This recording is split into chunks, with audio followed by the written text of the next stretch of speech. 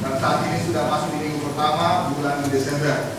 Memang kita dalam suasana yang cukup memprihatinkan dengan wabah yang ada, tapi tidak mengurangi sukacita kita untuk merayakan Natal di bulan-bulan Desember seperti ini yang Tuhan masih anugerahkan bagi saya dan saudara. Bapak, Ibu jemaat Tuhan yang dikasihi, kita akan mengikuti perjamuan kudus pada pagi hari ini. Sebelumnya kita akan sama-sama renungkan firman Tuhan. Mari dibuka kitab Wahyu pasal yang pertama. Wahyu pertama ayat yang keempat dan ayat yang keempat sampai yang ke-8. Bagian ini sangat menarik karena ditulis oleh seorang rasul yang sangat luar biasa. Dia mengalami penganiayaan, digoreng, ya, tetapi tidak mengalami kematian, dan akhirnya dibuang di Pulau Patmos.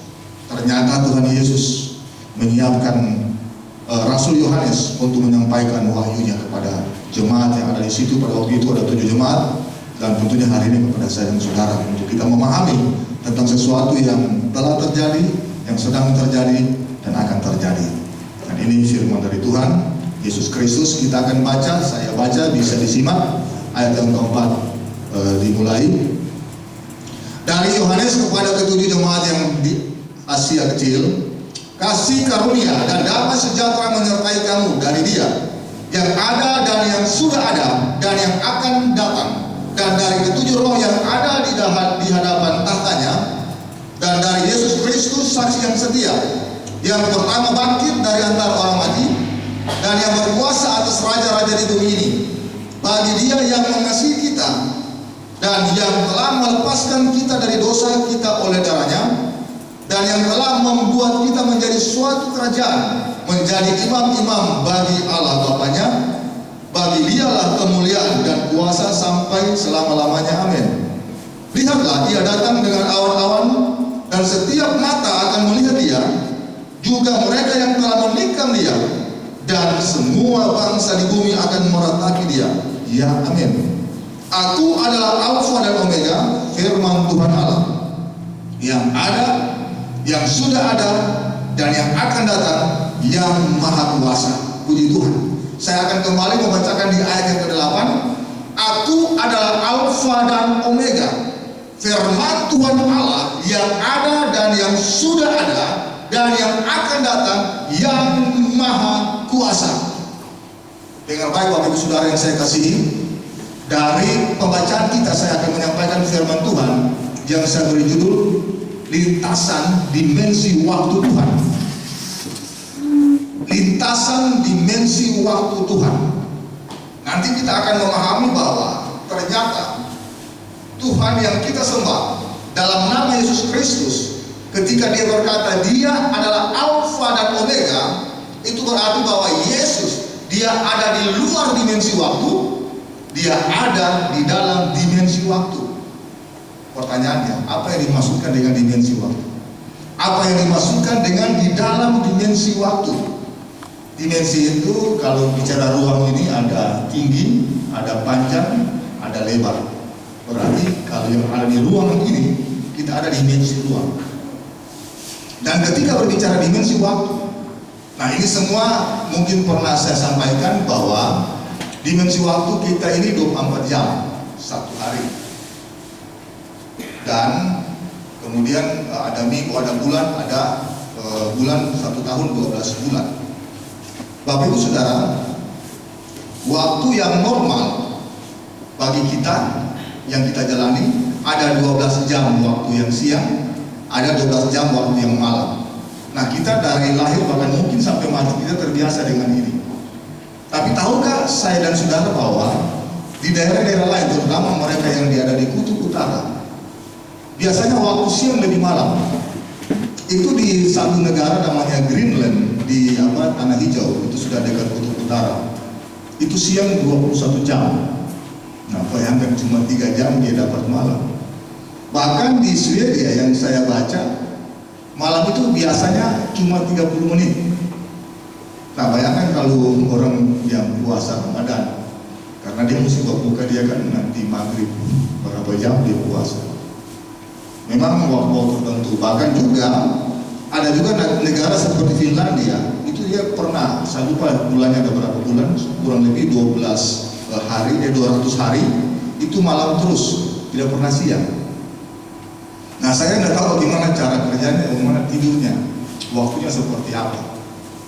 Karena ini berbicara kita dalam dimensi waktu yang bisa berbeda di belahan dunia. Saya pernah ada di Singapura, sudah jam 7 malam, jam 7 pagi saya kira sudah siang. Saya tunggu tapi buka jendela masih gelap. Ya ternyata di sana ya jam-jam 7 itu seperti masih setengah 6. Ya berbeda apalagi di tempat-tempat yang lain. Dan ini menyatakan kepada kita bahwa kita ada di dimensi waktu. Tetapi di luar dimensi waktu, di alam semesta ini itu sangat-sangat luas, tidak ada lagi dimensi waktu. Yang ada adalah kekekalan. Jadi berbicara kekekalan itu semuanya waktu kini, tidak ada waktu yang lalu, tidak ada waktu yang akan datang. Nah ini memang agak sulit kita cerna, karena kita mungkin sampai mati hidup dalam dimensi waktu. Dan saya membaca dari satu referensi bahwa galaksi itu kumpulan bintang-bintang, miliaran bintang. Ada miliaran juga galaksi di alam semesta ini. Ada galaksi yang terjauh, namanya GNZ11. Itu jaraknya 32 miliar tahun cahaya. Bayangkan luasnya alam semesta ini. Sangat jauh sekali, 32 miliar tahun cahaya, bagaimana jauhnya? Bukan cuma 1 juta tahun, bukan cuma 1 miliar, 10 miliar, tapi 32 miliar. Coba bandingkan Bapak Ibu Saudara, matahari yang ada sekarang yang kita bisa lihat, itu jaraknya 150 juta kilometer dari bumi ini. 150 juta kilometer, kalau dihitung dengan tahun cahaya yang tadi, itu hanya memakan waktu 8 menit. Bayangkan. Padahal kalau kita naik pesawat secara terus-menerus dari bumi ini ke matahari misalnya, contoh saja, itu non-stop akan menghabiskan waktu 19 tahun non-stop kalau naik pesawat dengan jarak 150 juta tahun. Sangat jauh. Saya naik pesawat paling jauh ya cuma 8 jam yang saya pernah rasa, dari Jakarta waktu ke Israel turun ke Dubai. Itu 8 jam, lama sekali. Saya orang yang tidak bisa tidur di pesawat. Tidur begini, belum sampai-sampai, lihat begini masih. Lama sekali, bayangkan. Jauh luar biasa. Nah bayangkan 32 miliar tahun cahaya itu berapa jauhnya, berapa lama. Itu namanya dimensi waktu. Dan perhatikan Bapak Ibu Saudara, betapa luar biasa ketika Yesus berkata, "Aku adalah Alfa dan Omega." Artinya, dia mau menyatakan eksistensinya siapa dia. Ketika dia berkata, "Aku adalah Alfa dan Omega," dia berkata bahwa dia kekal, dia terus-menerus ada, tidak ada awal dan tidak ada akhir. Dan Bapak Ibu Saudara tahu, ini disampaikan kepada 7 jemaat waktu itu di Asia Kecil. Asia Kecil hari ini di Turki. Sekarang 7 jemaat itu sudah tidak ada, yang ada tinggal puing-puing. Nah, kenapa mereka diberikan wahyu ini kepada melalui Rasul Yohanes? Karena mereka pada waktu itu di dalam tekanan, aniaya, bahkan juga ancaman dari Yudaisme, karena kekristenan dianggap itu aliran sesat. Mereka tidak suka dengan kekristenan, sehingga mereka menganiaya kekristenan. Dan itu yang dirasakan oleh 7 jemaat, tekanan-tekanan yang sangat-sangat luar biasa. Dan perhatikan, dalam tekanan yang dialami oleh orang Kristen, Tuhan itu menyatakan wahyunya kepada mereka melalui Rasul Yohanes. Wahyu itu dalam bahasa Yunani apokalipsis. Apokalipsis artinya penyingkapan. Berarti ada sesuatu yang disingkapkan, yang diberitahukan kepada 7 jemaat supaya mereka tetap kuat dalam iman, pengharapan, dan kasih kepada Tuhan Yesus. Luar biasa hal ini. Dan ini kita akan belajar pada pagi hari ini bahwa Tuhan Yesus adalah Allah Alfa dan Omega di dalam dimensi waktu yang tidak terbatas. Ada 2 hal yang saya akan sampaikan. Yang pertama, kembali di ayat ke-8 tadi, dikatakan, "Aku adalah Alfa dan Omega," firman Tuhan Allah yang ada, yang sudah ada, dan yang akan datang, yang Maha Kuasa. Poin yang pertama berbicara lintasan dimensi waktu Tuhan adalah proklamasi Kristus tentang dirinya. Yesus perlu memproklamasi, memproklamasi apa yang akan diproklamasi tentang dirinya. Dia harus sampaikan kepada orang-orang di 7 jemaat yang ada ada di Asia Kecil pada waktu itu untuk menguatkan mereka. Dan tentunya ini juga relevan dengan kita, karena 7 jemaat yang ada di Asia Kecil, entah dia namanya Efesus, Smyrna, Pergamus, Philadelphia, dan yang lain-lainnya, itu menggambarkan jemaat Tuhan sampai kepada akhir zaman. Nah, hal ini tentunya sangat relevan dengan keadaan kita, yang pada hari ini tentunya kita tahu ya bahwa untuk konteks Indonesia kita berhadapan dengan satu ideologi yang intoleran. Sudah tahu, tidak usah jelaskan seperti apa, apalagi ini live ya. Intoleran yang sangat secara kasat mata, secara langsung ataupun tidak, sangat tidak suka dengan kekristenan. Kita masih enak di tenda, membangun gereja, dan kusuk-kusuk. Kalau di negara-negara atau di kota-kota lain itu sangat susah, isinya bisa berpuluh-puluh tahun. Bahkan hari ini GKI apa namanya yang di Bandung itu ya, itu mereka tidak bisa mengisi. Mereka pernah beribadah itu di muka istana presiden, susah. Tetapi dalam pesan Tuhan di Wahyu yang sesuai dengan konteks kita pada hari ini dengan baik, Kristus memproklamirkan eksistensinya, keadaannya, dan dia berkata yang maha kuasa. Ini sangat luar biasa. Kenapa? Ketika dia berkata yang maha kuasa, itu menggambarkan kekuasaan dan kedaulatan Allah atas sejarah dunia. Nah, saya ulang. Ketika dia berkata, aku adalah Alfa dan Omega, yang awal dan yang akhir, yang maha kuasa, Tuhan Yesus sementara menyampaikan kepada Rasul Yohanes bahwa dia Allah yang penuh dengan kekuasaan, ada kedaulatan dalam kehidupan dia, dalam dirinya, dan dia mengatasi dan berada juga punya kuasa untuk sejarah dunia yang sementara berjalan bahkan seterusnya. Saya tertarik dengan apa yang dikatakan yang maha kuasa. Kata yang maha kuasa ini dalam Alkitab bahasa Ibrani Haberit namanya, karena perjanjian baru ini dalam bahasa Yunani, kemudian diterjemahkan dalam bahasa Ibrani, itu namanya Haberit, kitab perjanjian. Nah, kalimat tentang yang maha kuasa dipakai Elohai Sebaot. Elohai Sebaot artinya Allah bala tentara surga. Ketika dia berkata bahwa dia adalah Allah bala tentara surga, bahwa menyatakan kemahakuasaannya, bahwa alam semesta ini dengan miliaran triliunan bintang dan sangat mahal luas ini, dia berkuasa di sana, termasuk bumi yang ukuran untuk alam semesta ini bahkan tidak lebih dari sebutir debu besar, apalagi saya dan saudara. Dan dia mengatakan bahwa dia berkuasa. Kalau dia berkuasa atas alam semesta ini, kemudian dalam skop yang lebih kecil kepada 7 jemaat yang ada di Asia Kecil pada waktu itu, dan dalam konteks ini kepada saya dan saudara pada hari ini, betapa dia sangat memperhatikan kita, betapa dia sangat mengasihi saya dan saudara. Dan oleh karena itu betapa perlu kita renungkan hal ini, sebab ketika dia berkata aku adalah Allah yang maha kuasa, berarti dengan kemahakuasaannya bala tentara surga tetap menyertai kita walaupun dalam situasi yang tidak mengenakan. Situasi pada waktu itu tidak mengenakan. Orang-orang bisa dibunuh, dikejar oleh karena mereka percaya Tuhan. Mereka bisa dianiaya, tapi dengan baik. Ini sesuatu yang sangat menginspirasi bagi saya dan saudara. Ketika Tuhan mengizinkan aniaya terjadi, ketika Tuhan mengizinkan persoalan yang kita alami di negeri ini, bahkan sebagai orang percaya, bahkan yang belum lama ini yang terjadi saudara kita yang ada di Lembang Toba sana, dengan baik. Tuhan tetap Allah yang maha kuasa. Amin. Dia tidak akan meninggalkan saya dan saudara, apalagi masuk di bulan Desember seperti ini. Saya sangat bersyukur dengan tema Natal itu, di situ Immanuel, Allah beserta kita. Dan pada pagi ini di bulan baru ini saya kembali mengingatkan kepada saya dan saudara, dia adalah Allah Alfa dan Omega.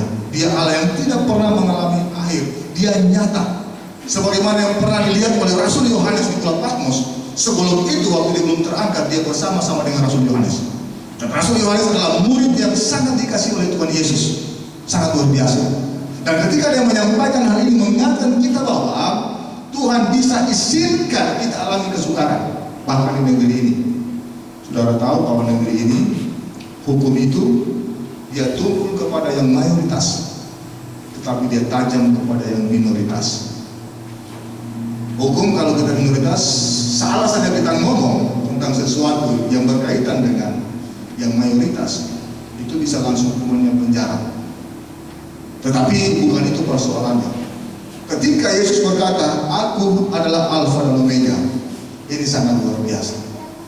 Bapak Ibu Saudara, kalau kita memahami tentang ketika Yesus berkata, "Aku adalah Alfa dan Omega." Aku adalah, itu dari kata ego eimi. Ego eimi mengingatkan kita kepada eksistensi Tuhan yang ada, yang akan ada dan tidak pernah tidak ada. Saya ulang-ulang pernah bilang dalam Keluaran pasal 3 ayat 14. Ketika Musa melihat melukar yang menyala ada suara. Musa tanya, "Siapa engkau, Tuhan, yang mengutus aku?" Tuhan bilang, "Katakanlah, aku adalah aku." Nah, kata "aku adalah aku" sama dengan yang ini tadi, "aku adalah." Dan lebih ditegaskan lagi dengan Alfa dan Omega. Nah, ini mengingatkan kita bahwa dalam segala kesukaran yang kita alami, Tuhan beserta kita. Dan pada konteks jemaat pada waktu itu, walaupun mereka Tuhan izinkan aniaya, ternyata Tuhan punya maksud. Roma yang pertama menjadi Kristen setelah penganiayaan orang Kristen melalui Kaisar Konstantin. Dari Roma kemudian menyebar ke seluruh Eropa menjadi Kristen. Itu yang diungkapkan dalam penglihatan Rasul Yohanes tentang 4 penunggang kuda Apokalipsis. Ada yang putih, ada yang merah, ada yang hijau kuning, ada yang hitam. Yang putih berbicara tentang penyebaran Injil tanpa peperangan. Dan itu dibuktikan. Dan hari ini lewat Eropa, lewat negara Belanda, ada misionaris yang datang ke wilayah kita abad 19. Nicholas Adrian dan Asep Kuit, kita dengar Injil. Dan hari ini Poso mayoritas Kristen. Oleh karena hal ini menunjukkan bahwa di dalam Alfa dan Omega, di situ Allah Immanuel, Tuhan menyertai pemberitaan Injil. Kalau Tuhan menyertai pemberitaan Injil sampai akhir zaman, Dia juga pasti akan menyertai saya dan saudara. Dia juga pasti akan menyertai saya dan saudara dalam kehidupan kita. Kalau hari ini kita mengalami banyak tantangan kehidupan, itu bukan sesuatu yang harus kita kita istilahnya menyurutkan iman percaya kita. Kalau kita bandingkan jemaat di Philadelphia, itu di Wahyu 3 ayat yang ke-10, nanti saya coba akan baca. Wahyu 3 ayat 10 bilang begini, "Karena engkau menuruti firman-Ku untuk tekun menantikan Aku, maka Aku pun akan melindungi engkau dari hari pencobaan yang akan datang atas seluruh dunia, untuk mencobai mereka yang diam di dalam bumi." Kalau kita melihat tentang sejarah Israel, itu setelah beberapa tahun kemudian, tahun 70, Jenderal Titus menghancurkan kota Yerusalem, itu rata tanah, tidak ada yang tersisa. Orang Israel pasrah ke seluruh dunia. Tetapi perhatikan luar biasa, tahun 48 dideklarasikan kembali tentang kemerdekaan Israel. Nah, itu patokan. Nah, ketika Israel kembali, menunjukkan bahwa Tuhan memelihara bangsa ini. Lewat Israel kita dicangkokkan karena Kristus. Dan oleh karena itu, di sini mengingatkan kita bahwa di dalam segala persoalan sejarah yang terjadi di dunia ini, Tuhan tidak pernah meninggalkan kita. Amin. Hari ini yang harus kita tanamkan baik-baik. Kembali di ayat Mazmur Wahyu 3 ayat 10 dibilang begini, yang tadi kita baca, "Karena engkau menuruti firman-Ku untuk tekun menantikan Aku." Nah, garis bawahi kata ketekunan, ternyata bahwa di dalam penantian Yesus Kristus, di dalam pencobaan yang kita hadapi, ujian yang sangat banyak, sangat perlu ketekunan. Sama-sama bilang ketekunan. Ketekunan ini sangat penting. Jemaat Philadelphia artinya kasih persaudaraan. Dan berbicara ketekunan, tentunya ini sangat tidak mengenakan, karena ini berbicara sesuatu keadaan di mana kita tahan untuk tahan banting dan kita tidak akan pernah menyerah. Pertanyaan saya, adakah ketekunan dalam kehidupan kita sebagai orang percaya sampai hari ini di bidang pekerjaan, di bidang usaha, bahkan keluarga? Tuhan tidak pernah berjanji bahwa keluarga kita akan enak-enak. Dalam perjalanan hidup yang kita hadapi seringkali ada konflik dalam keluarga, suami istri, bisa juga anak dengan orang tua, bisa juga saudara bersaudara. Itu Tuhan izinkan terjadi. Tetapi seringkali yang terjadi, kita tidak melihat penyertaan Tuhan di sana, sehingga kita tidak menjadi tekun untuk tetap hidup di dalam kasih persaudaraan. Padahal ini sudah diingatkan oleh Tuhan melalui jemaat yang ada di Philadelphia. Karena kenapa? Di dalam ketekunan ini, di sana Tuhan sementara memelihara kita. Banyak orang yang gagal dalam usaha karena tidak tekun. Di Tentena ini, ya saya masuk 10 tahun lalu, ya kemudian di tahun-tahun ya 5 tahun lalu, itu banyak sekali namanya kios-kios Telkomsel, itu banyak. Sekarang ya banyak yang hilang. Orang misalnya buka tempat cuci motor, banyak muncul tempat cuci motor. Akhirnya juga banyak juga yang hilang. Kenapa?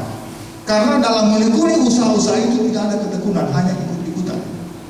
Kita perlu belajar ketekunan daripada orang-orang yang berhasil. Kenapa? Karena ketika mereka di ujung keberhasilan, mereka telah melewati penderitaan yang sungguh sangat banyak di dalam berusaha.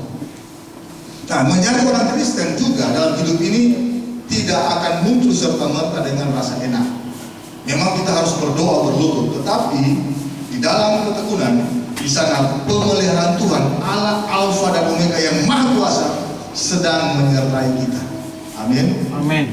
Jangan kita tuntut Tuhan berikan sesuatu, tapi ketika Tuhan berikan sesuatu, kita tidak tekun mengolah sesuatu itu, sehingga sesuatu itu tidak menjadi sesuatu yang baik bagi kita karena kita tidak tekun di sana. Dan oleh karena itu betapa pentingnya kita ada bertekun di bidang kita masing-masing dalam penantian Tuhan. Dan dengan baik bahwa Tuhan menyertai kita. Saya kalau membaca tentang ketekunan, justru orang-orang yang ateis itu malah lebih tekun. Ya, kenapa mereka sukses? Karena mereka tekun. Saya kemarin membaca berita bahwa negara yang paling sukses, aman, damai, ya, itu negara Jepang. Negara Jepang itu 80% ateis, tidak percaya Tuhan. Kurang lebih penduduknya 125 juta. Berarti kalau 80% kurang lebih 65 juta. Mereka ateis, tidak percaya Tuhan. Tetapi berbicara integritas, berbicara kejujuran, berbicara ketekunan, mereka sangat-sangat luar biasa. Berbeda dengan orang percaya malah. Kenapa kita tidak belajar kepada mereka? Apakah Tuhan tidak menyertai mereka? Saya dulu pernah berpikir bahwa karena mereka percaya berhala. Orang Jepang itu kan banyak Shinto. Ternyata salah. Bahwa Alkitab bilang Tuhan memberikan matahari dan hujan kepada orang benar dan orang fasik. Dengan kata lain bahwa Tuhan memberkati semua orang yang ada di muka bumi ini karena itu ciptaan Tuhan, entah dia orang benar, entah dia orang fasik. Persoalannya apakah kita menggunakan potensi yang kita pakai. Nah, disinilah kita gagal dalam ketekunan itu sehingga kita tidak menjadi orang yang berhasil. Dan sangat ironis kalau kita orang percaya kepada Kristus yang menyertai kita, kemudian kita mengalami banyak tekanan dalam segala sisi kehidupan, kemudian kita berkata, Tuhan engkau meninggalkan saya. Tidak, Allah tetap dia Immanuel. Amin. Dan oleh karena itu bahwa ketekunan ini sangat-sangat perlu dalam seluruh bidang kehidupan kita. Bahwa apapun yang kita kerjakan, termasuk dalam beribadah, kita harus tekun. Beribadah seperti ini hanya sebagian dari ibadah yang sesungguhnya. Ibadah seperti hari ini sebenarnya hanya mencas kayak HP yang sudah lowbat, dicas. Di dunia nyata itulah ibadah yang sebenarnya. Karena kata ibadah di Kejadian pasal 2 itu mengelola Taman Eden. Ketika mengelola Taman Eden mengerjakan, itu katanya dasarnya ibadah. Afudah bahasa Ibrani, ibadah bahasa Arab dan bahasa Indonesia. Dan ini tentunya juga berbicara tentang ketekunan. Dan oleh karena itu ketika engkau ada, katakanlah di kebunmu, di ladangmu, di sawahmu, engkau sementara beribadah kepada Tuhan. Ketika engkau mengelola dengan baik. Ketika engkau ada mungkin di dunia usahamu, apapun yang kau kerjakan dengan penuh ketekunan, ada kejujuran di sana, ada integritas di sana, termasuk engkau sebagai pegawai, karyawan dan apapun juga, engkau sementara ibadah. Dalam ibadah itu ketika engkau jalankan dengan ketekunan, dengan baik, Allah Alfa dan Omega menyertai kita. Amin. Amin. Sangat luar biasa Tuhan kita. Saya sangat bersyukur ketika jemaat yang saya lihat ketika bertani ada hasil, ya entah sayur-sayuran, palawija, bersyukur karena Tuhan memberkati usahanya. Itu ibadah. Nah, dengar baik Bapak Ibu Saudara, dan ini perlu kita tanamkan baik-baik bahwa pemeliharaan Tuhan ketika Yesus memproklamasikan Dia sebagai Allah Alfa dan Omega, Dia berarti tetap menyertai saya dan saudara dalam keadaan zaman yang sementara menuju kepada kehancuran ini untuk sampai kita kepada kekekalan. Amin. Itu poin yang pertama. Yang kedua, nah saya mengajak kita melihat ayat yang di atasnya, ayat yang kelima. Ayat yang kelima bilang begini, dan dari Yesus Kristus saksi yang setia, yang pertama bangkit dari antara orang mati, dan yang berkuasa atas raja-raja di bumi ini, bagi Dia yang mengasihi kita dan yang telah melepaskan kita dari dosa kita oleh darahnya.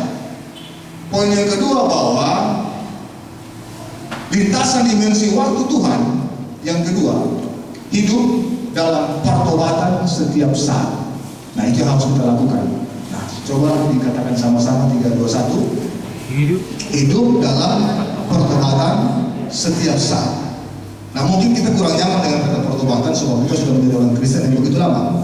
Tetapi garis bawahi kata ini dikatakan bagi Dia yang mengasihi kita dan yang telah melepaskan kita dari dosa kita oleh darahnya. Nah, ini berbicara tentang pengampunan Tuhan, penyucian dari Kristus. Tentunya bagian kita yang harus kita lakukan adalah pertobatan. Betapa pentingnya pertobatan ini, Bapak Ibu Saudara, di dalam kitab Wahyu itu ada kurang lebih 8 kali diulang-ulang kata pertobatan. Nah, yang salah satunya di Wahyu 2 pasal yang kelima kita baca. Wahyu 2 ayat yang kelima dikatakan di sana, sebab itu ingatlah betapa dalamnya engkau telah jatuh. Bertobatlah dan lakukanlah lagi yang semula engkau lakukan. Jika tidak demikian, aku akan datang kepadamu dan aku akan mengambil kaki Dian dari tempatmu, jikalau engkau tidak bertobat. Nah, ini sangat penting Bapak Ibu Saudara untuk kita renungkan bahwa pentingnya pertobatan.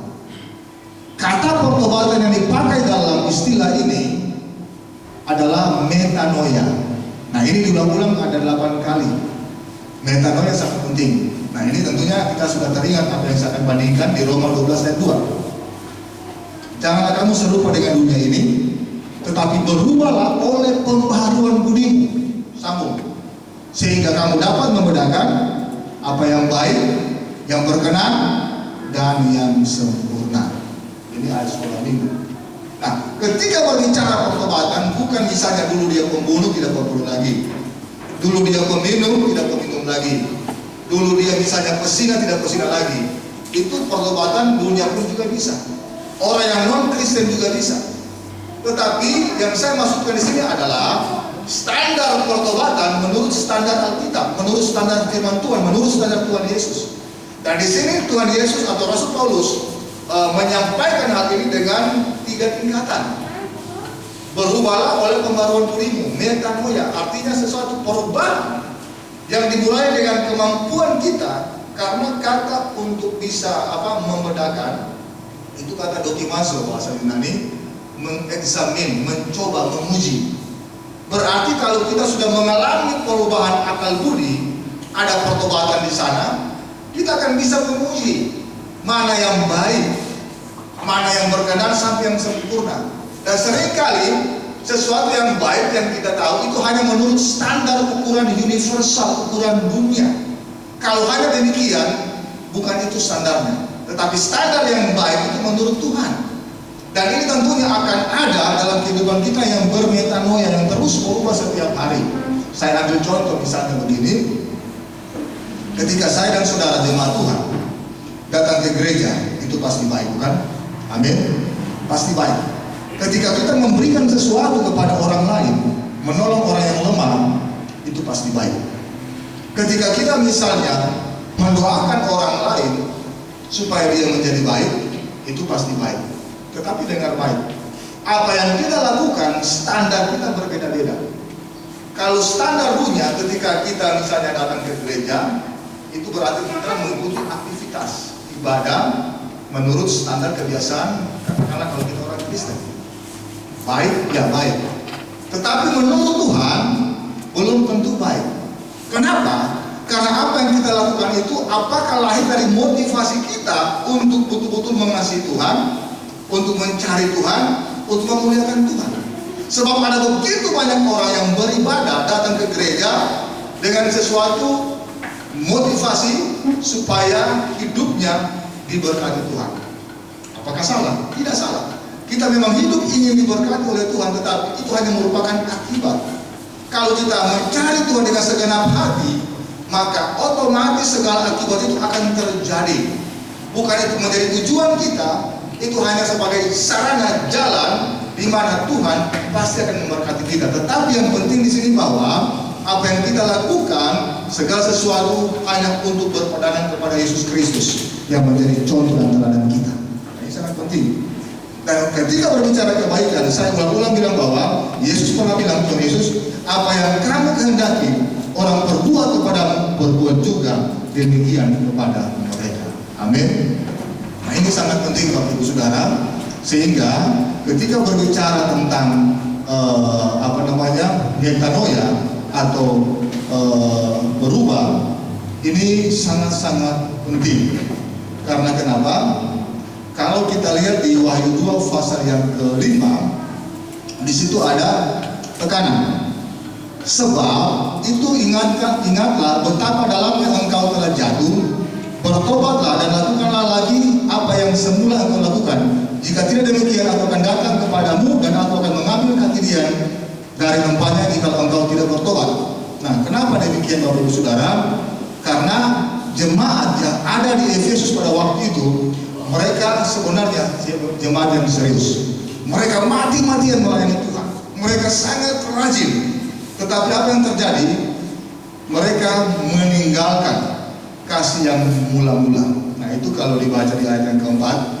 Namun demikian aku mencela engkau karena engkau telah meninggalkan kasihmu yang semula. Artinya ibadah yang mereka kerjakan itu hanya rutinitas belaka. Nah, ini saya perlu ingatkan kepada kita semua pada pagi hari ini, jangan sampai kita beribadah hanya karena rutinitas. Saya bersyukur hari ini walaupun kita dalam wabah pandemi COVID tidak mengurungkan diri kita untuk beribadah. Sangat penting kita perlu berfellowship seperti ini, karena kita perlu kekuatan dari Tuhan. Saya ketika mendengar di Poso sudah naik sampai 97 minggu lalu, ya agak ketar-ketir juga. Ya puji Tuhan hari ini sudah turun, sudah sekitar berapa? 85-75. Tenda sudah berkurang. Nah, kita tentunya akan terus beribadah. Nah, beribadah seperti ini bukan sesuatu karena rutinitas, tapi karena dorongan kita untuk mencari Tuhan. Amin. Kalau sudah dorongan kita mencari Tuhan, maka apa yang kita kerjakan bukan hanya baik, tetapi itu sudah kepada tingkat yang berkenan kepada Tuhan. Nah, kalau sudah tingkat berkenan kepada Tuhan, maka nanti pada satu waktu kita akan sampai kepada yang sempurna. Dan di dalam kehidupan kita yang lain pun juga, tentunya kita akan melakukan segala sesuatu bukan dengan motivasi supaya kita dipandang orang baik, tetapi dengan motivasi karena benar-benar kita mengasihi Tuhan. Dan ketika demikian, maka ketika ada kita di dunia sana, kita akan melakukan sesuatu seperti yang saya pernah bilang, menjaga perasaan Tuhan. Ini sangat penting Bapak Ibu Saudara. Hari ini kita perlu menjaga perasaan Tuhan. Menjaga perasaan Tuhan maksud saya, apalagi dalam konteks tanggal 9 nanti kita akan mengikuti pesta demokrasi. Saya bersyukur, ya saya banyak memantau yang jemaat kita, walaupun ada di berbagai pilihan, tetapi ya tidak menjelekan yang lainnya. Bagus, ya. Saya mengamat karena saya sebagai hamba Tuhan netral, tidak boleh berpolitik praktis. Kenapa? Karena ya seperti itulah kita membawa kabar baik. Nanti tanggal 9 ada 3 paslon yang ada, mereka adalah putra putri terbaik Kabupaten Poso. Pilihlah sesuai dengan hati nurani, doakanlah kepada mereka masing-masing. kami juga akan mendoakan semua pastor yang ada. Dan saya percaya bahwa yang muncul nanti pasti itu yang terbaik sesuai kehendak Tuhan. Amin. Kita akan dukung semua. Dan kalau demikian maka kita tidak akan terkooptasi, apa istilahnya, kita tidak hanya akan melihat satu sisi. Memang kita mendukung siapa yang kita dukung, ya kita perlu juga mendoakan mereka. Kalau apa yang mereka tawarkan itu begitu luar biasa, tentunya akan membawa kemaslahatan bagi kita. Saya mengikuti debat dari debat 1, 2, dan 3, ya. Saya melihat pemaparan yang luar biasa. Saya melihat bagaimana cara beradu argumentasi. Saya melihat bagaimana ketika diserang kemudian menghadapi dengan sabar, menjawab dengan yang terbuka, dan bisa dilihat semuanya. Betapa hal ini bisa menggambarkan pribadi orang per orang dan dimiliki oleh pasangan semua yang ada, plus minus yang ada di sana, dan juga apa yang ditawarkan juga luar biasa. Dan itu yang kita perlu doakan. Sudah di 3 minggu ini dalam doa malam, yang pertama saya menyampaikan tentang doa kepada bangsa. Kemudian yang kedua, 2 minggu lalu doa kepada kota. Minggu kemarin hari Jumat doa kepada pemerintah. Kita berdoa nanti supaya di Kabupaten Poso, Sulawesi Tengah akan muncul mereka, akan memimpin tentunya dengan takut akan Tuhan. Nah, di dalamnya kita ada supaya kita juga berdoa daerah kita hidup dalam pertobatan. Amin. Takut dengan Tuhan sehingga segala usaha yang kita lakukan diberkati. Nah, karena kenapa? Pada waktu zaman Wahyu ini, terutama di Wahyu pasal 2, orang-orang percaya yang ada di Efesus mereka menyembah berhala, paganisme. Nah, seringkali hal ini tentu dengan konteks kita tidak menyembah berhala, tetapi banyak orang yang jauh dari kekristenan yang hanya memberhalakan, entah itu sesuatu yang sifatnya pura-pura, entah itu yang sifatnya kesenangan, sehingga melupakan tentang pertobatan ini. Tapi hari ini dengar baik, saya harus katakan bahwa supaya kita di dalam pemeliharaan Tuhan, sehingga Tuhan tidak membuang kita, kita harus hidup di dalam pertobatan. Amin. Nah, memang ini terlalu luas untuk saya jelaskan, tetapi poinnya bahwa Tuhan ada dalam lintasan waktu, entah secara dimensi waktu dunia dan juga di luar dimensi waktu. Dia adalah Alfa dan Omega. Ketika dia adalah Alfa dan Omega, dia berdaulat atas dunia ini. Dia berkuasa atas segala sesuatu, sehingga apapun keadaan kita, dia tetap memelihara kita, sehingga kita harus hidup di dalam ketekunan. Amin. Dan yang kedua, kita hidup dalam pertobatan, sebab ini sangat-sangat penting. Pertobatan bukan hanya berbicara tentang yang dulu jahat sekarang jadi baik, bukan. Tetapi bagaimana supaya kita baik menurut Tuhan, kemudian berkenan sampai kepada yang sempurna. Dan di sanalah kita akan menikmati pemeliharaan Tuhan sampai Tuhan datang kedua kali. Tuhan Yesus memberkati kita. Kita akan siapkan hati kita.